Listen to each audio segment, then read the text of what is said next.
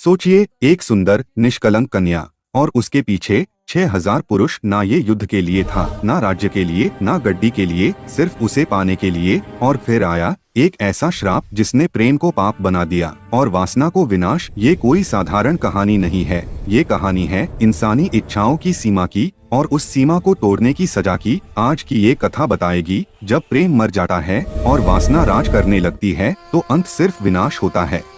ये कथा मिलती है हमें प्राचीन भारतीय ग्रंथों और लोक कथाओं से, जहाँ देव, मानव और श्राप एक ही धरताल पर खड़े नजर आते हैं। उस समय भारतवर्ष के एक समृद्ध राज्य में एक कन्या का जन्म हुआ।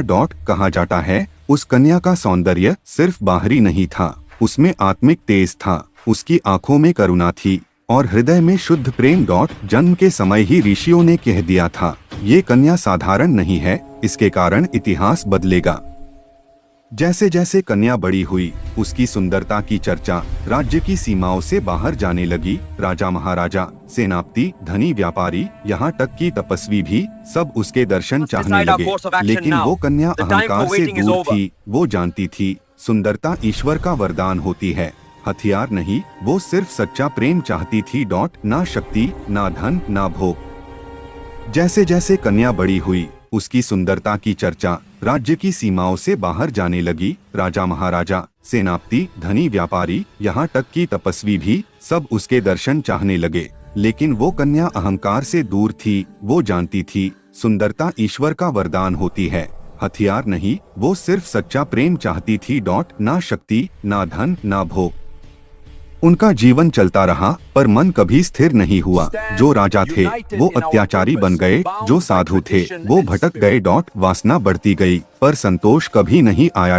राज्य उजाड़ने लगे, युद्ध बिना कारण होने लगे। इतिहास में लिखा गया, ये वो समय था जब मनुष्य ने स्वयं को अपना सबसे बड़ा शत्रु बना लिया। और इस सब का मूल था एक स्त्री को वास्तु समझना।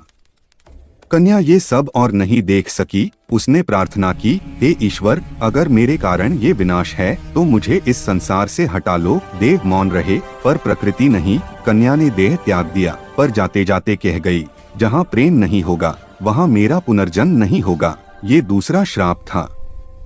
उसके बाद उन पुरुषों ने चाहे जितने भी जन्म लिए, उन्हें कभी सच्चा प्रेम नहीं मिला। और कहानी यही समाप्त नहीं होती, क्योंकि ये कहानी आज भी जिंदा है। आज भी जब प्रेम की जगह अधिकार आता है तो वही श्राप जाग उठता है। ग्रंथ कहते हैं, स्त्री या पुरुष नहीं, वासना ही विनाश का कारण है। ये कथा हमें सिखाती है, प्रेम मांगने की वास्तु नहीं होता, वो मिलने का अनुभव होता है।